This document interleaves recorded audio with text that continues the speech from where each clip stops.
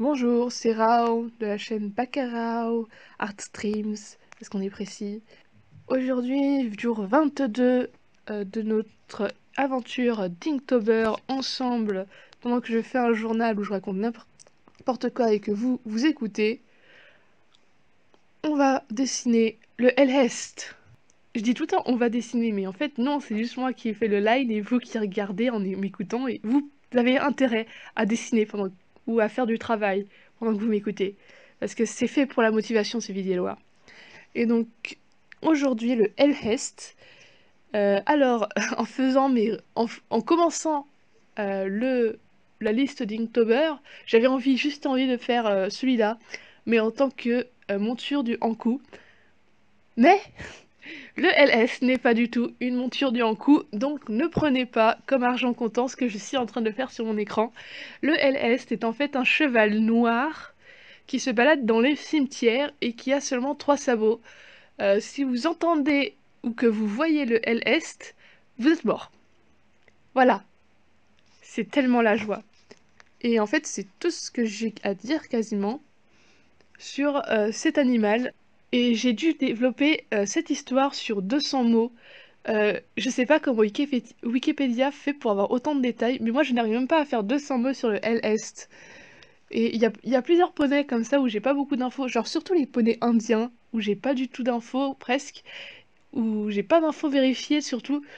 Et du coup je me retrouve avec des pavés de 2 lignes, parce que je le décris ce qu'on sait évidemment, et après, je me retrouve en mode, mais le reste, c'est pas vérifié, qu'est-ce que je vais faire? Du coup, je prends souvent une histoire au hasard et je fais ce que je peux avec, hein, je fais ce que je peux.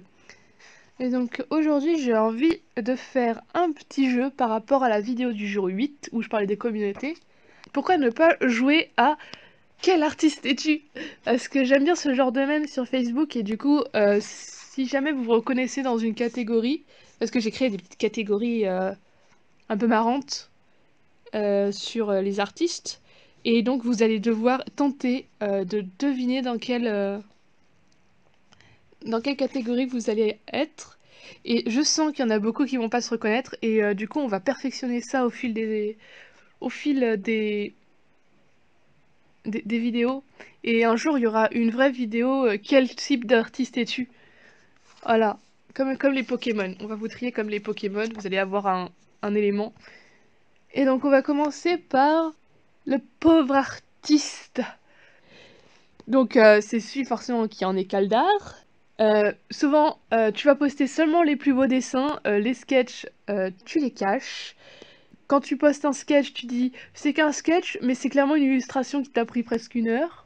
Et à chaque fois qu'il y a des commandes, des gens qui postent des commandes à moins d'une certaine somme, tu vas leur rappeler que le prix du travail pour l'art, c'est du luxe. Tu ne devrais pas te sous-vendre. Deuxième catégorie, le troll. Alors c'est celui qui va spammer des mèmes tout le temps.